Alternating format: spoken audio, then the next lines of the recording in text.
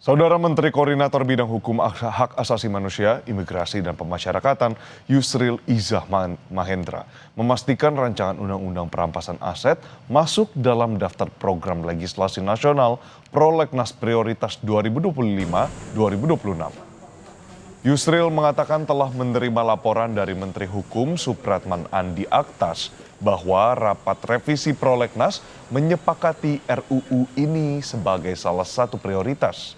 Meski begitu, proses pembahasan akan mengalami perubahan di mana DPR dinilai cenderung mengajukan rancangan baru sebagai inisiatif menggantikan draft usulan pemerintah sebelumnya di era Presiden Joko Widodo. Menurut Yusril, saudara, aturan tidak tertulis menyebut RUU usulan pemerintah yang belum selesai dibahas akan ditunda dan didiskusikan ulang setelah pergantian kabinet. Pak Supratman Andi Aktas sudah melapor pada saya bahwa Prolegnas sudah dilaksanakan, rapat untuk revisi Prolegnas sudah dilakukan dan sudah memasukkan pembahasan terhadap rancangan undang perampasan aset itu menjadi prioritas untuk dibahas dalam Prolegnas 2025-2026.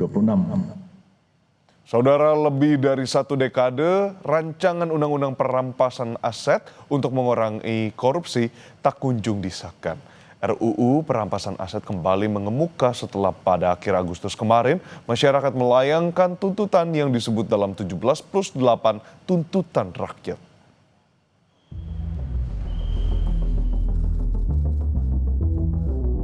Belasan tahun rancangan Undang-Undang Perampasan Aset yang digadang-gadang menjadi senjata ampuh dalam pemberantasan korupsi bergelut di balik meja politik.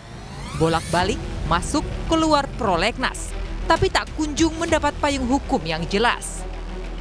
Kini, pada 2025, RUU Perampasan Aset kembali mengemuka setelah pada akhir Agustus kemarin, masyarakat melayangkan tuntutan yang disebut dalam 17+8 tuntutan rakyat. Salah satunya mempertanyakan kapan RUU Perampasan Aset disahkan. Publik sudah muak dengan korupsi yang masih merajalela. Ini adalah RUU Perampasan Aset. Ini sudah jelas sekali diperintahkan oleh Pak Prabowo gitu ya, bahwa segera disahkan RUU Perampasan Aset. Ini rancangannya sudah berjalan selama 17 tahun.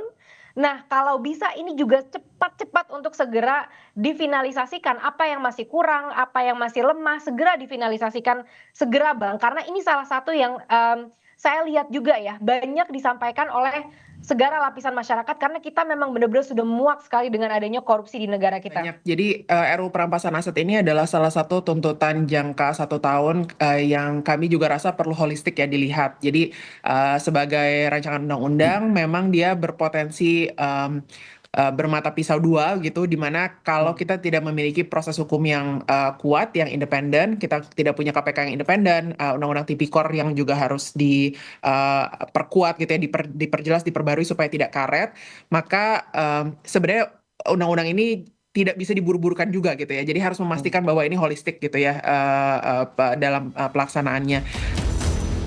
Perjalanan RUU Perampasan Aset bukanlah hal baru. RUU Perampasan Aset kali pertama diinisiasi PPATK sejak 2003. RUU ini kemudian masuk program legislasi nasional DPR pada 2005 hingga 2009. Dari total 31 RUU Prolegnas Prioritas 2008. Di periode berikutnya, RUU Perampasan Aset kembali masuk Prolegnas dan berubah nama menjadi RUU Perampasan Aset Tindak Pidana. Pada era pemerintahan Presiden Joko Widodo, pemerintah telah mengirimkan surat presiden untuk membahas RUU Perampasan Aset pada pertengahan Mei 2023.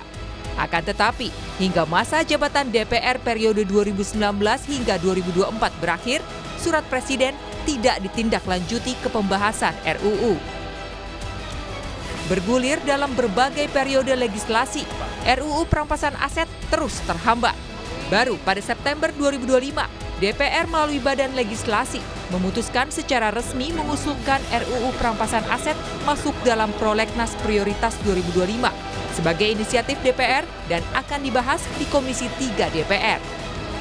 Tak perlu lagi ada perdebatan soal usulan pembahasan, karena RUU Perampasan Aset sudah resmi jadi inisiatif DPR. Terdapat 3 RUU yang diusulkan untuk masuk dalam perubahan kedua prolegnas RUU prioritas tahun 2025, yaitu 1. RUU tentang perampasan aset, 2. RUU tentang Kamar Dagang Industri, 3. RUU tentang kawasan industri. Ya, 2025, dan ini tetap sebagai inisiatif DPR. Ya. Jadi perampasan aset tidak ada lagi perdebatan di pemerintah atau apa, tapi di DPR. Dan itu masuk dalam tahun 2025. Menteri Hukum menyatakan pemerintah menyetujui usulan tersebut dan komitmen politik untuk menyelesaikan aturan ini semakin menguat setelah Presiden berbicara langsung dengan para ketua umum partai.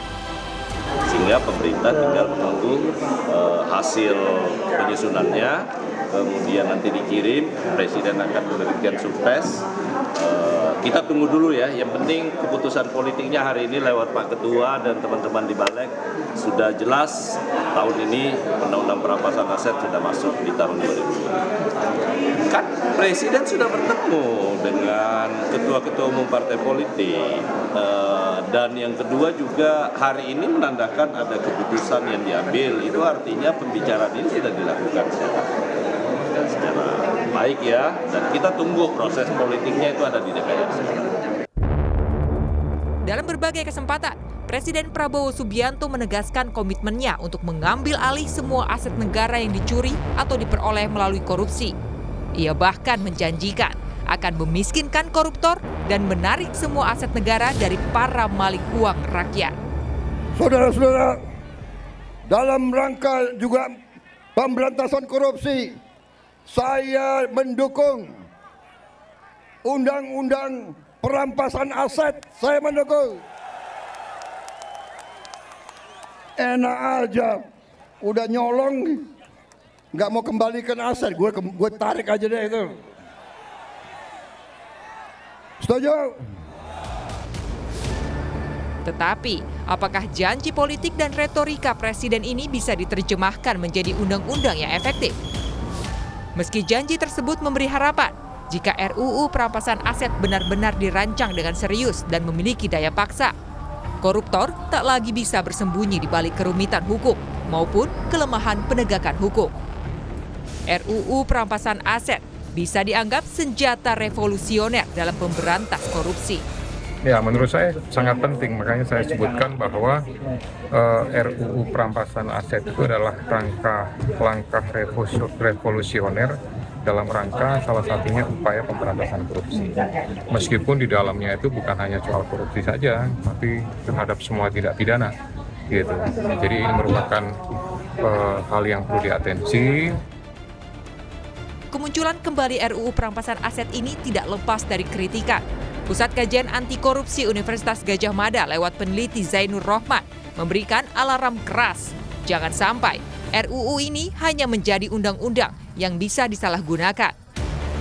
Akuntabilitas setiap aparat penegak hukum juga harus diatur di dalam undang-undang. Kenapa? Karena undang-undang apapun itu bisa disalahgunakan kalau aparat penegak hukumnya tidak beres, kalau banyak judicial corruption, korupsi di bidang penegakan hukum. Oleh karena itu menurut saya ada 2 langkah. Yang pertama, di dalam rancangannya sendiri, di dalamnya harus ada akuntabilitas setiap tindakan aparat penegak hukum. Harus meminta persetujuan kepada hakim atau pengadilan sehingga tidak kemudian semaunya sendiri mudah menyalahgunakan kewenangan. RUU Perampasan Aset bukan sekadar naskah hukum. Jika terus ditunda, koruptor terus merajalela dan rakyat tetap merana. Maka pertanyaan yang terus mencuat, kapan RUU Perampasan Aset disahkan? Tim Liputan, Kompas TV.